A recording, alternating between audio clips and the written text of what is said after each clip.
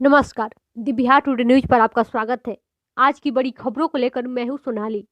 दोस्तों, वीडियो शुरू करने से पहले आपसे रिक्वेस्ट है, अगर आपने चैनल को सब्सक्राइब नहीं किया है तो जरूर सब्सक्राइब करें।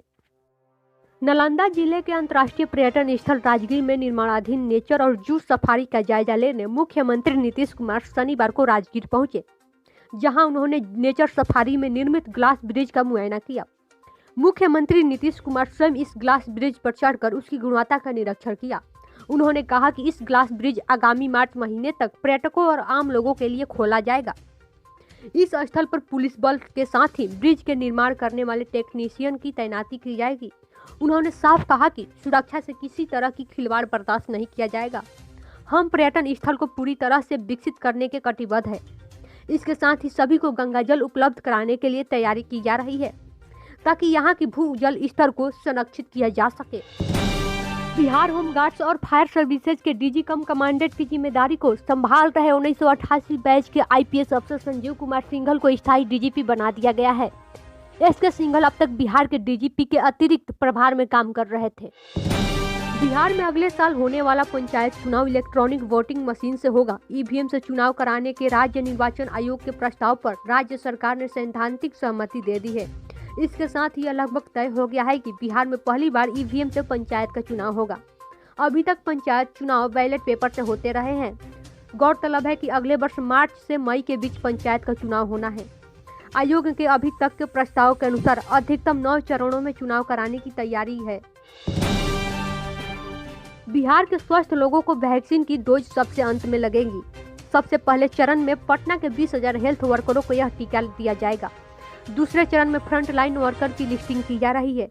तीसरे चरण में वृद्ध और बीमार लोगों का टीकाकरण होगा, जबकि चौथे चरण में स्वस्थ लोगों की बारी आएगी। बिहार में वैक्सीन आने के बाद आम लोगों तक इसकी डोज पहुंचने में कम से कम 30 दिनों का अंतर होगा। बिहार में शनिवार को 712 नए मामलों की पुष्टि हुई। कुल संक्रमितों की संख्या बढ़कर 2,46,645 हो गई है। आज सबसे अधिक पटना से 288 मामले सामने आए। नवादा से 35, मुजफ्फरपुर से 30, मधुबनी से 25, जहानाबाद से 24 और भागलपुर से 22 मामलों की पुष्टि हुई है।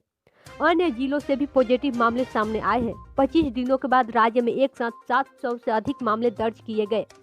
इस बीच एक दिन में 793 मरीजों को उपचार के बाद छुट्टी दी गई, जिससे स्वस्थ होने वालों की संख्या बढ़कर 2,40,331 हो गई है। स्वस्थ होने की दर 97.44% है। एक दिन में 6 लोगों को मौत के साथ इस महामारी से मरने वालों का आंकड़ा बढ़कर 1,347 हो गई है।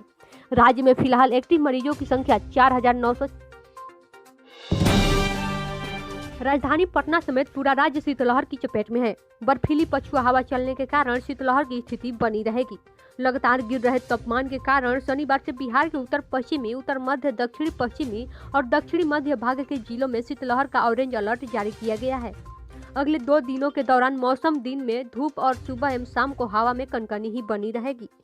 शनिवार को 3.6 डिग्री सेल्सियस न्यूनतम तापमान के साथ गया प्रदेश सबसे ठंडा स्थान रहा। समस्तीपुर जिले में पीएम किसान सम्मान निधि योजना में फर्जी तरीके से योजना का लाभ लेने वाले 1,593 किसानों की पहचान की गई है। ये सभी आयकर दाता होने के बावजूद इस योजना का लाभ ले रहे थे। जिला कृषि पदाधिकारी विकास कुमार ने बताया कि इन लोगों को नोटिस जारी कर तय समय सीमा के अंदर मिली राशि जमा करने का निर्देश दिया गया है। जो किसान पैसा वापस नहीं करेंगे, उनके विरुद्ध सर्टिफिकेट केस दर्ज होगा। केंद्र सरकार ने इस खबर को झूठा बताया है, जिसमें कहा जा रहा है कि 3 महीने तक राशन नहीं लेने पर राशन कार्ड रद्द हो जाएगा। पीआईबी ने इस खबर को फर्जी बताते हुए कहा है कि सरकार ने ऐसा कोई फैसला नहीं किया है। राजस्व भूमि सुधार मंत्री रामसूरत कुमार ने कहा कि उनके विभाग में रिक्त पड़े 10,000 पदों की नियुक्ति प्रक्रिया जल्द ही शुरू कर दी जाएगी। जमुई में उन्होंने कहा कि इन पदों के लिए भर्ती प्रक्रिया अगले वर्ष मार्च महीने तक पूरी कर ली जाएगी। बिहार बोर्ड ने इंटर के 2021 में होने वाली प्रैक्टिकल परीक्षा के एडमिट कार्ड को जारी कर दिया है। बिहार बोर्ड ने अगले साल 2021 में होने वाली प्रैक्टिकल परीक्षा 9 जनवरी से शुरू हो जाएगी, जो 18 जनवरी तक चलेगी। वहीं इंटरमीडिएट के छात्र अपने प्रवेश पत्र बिहार बोर्ड की वेबसाइट senior-secondary.biharboardonline.com पर जाकर डाउनलोड कर सकते हैं। यहां पर सभी प्रवेश पत्र केवल 9 जनवरी तक ही अपलोड रहेंगे।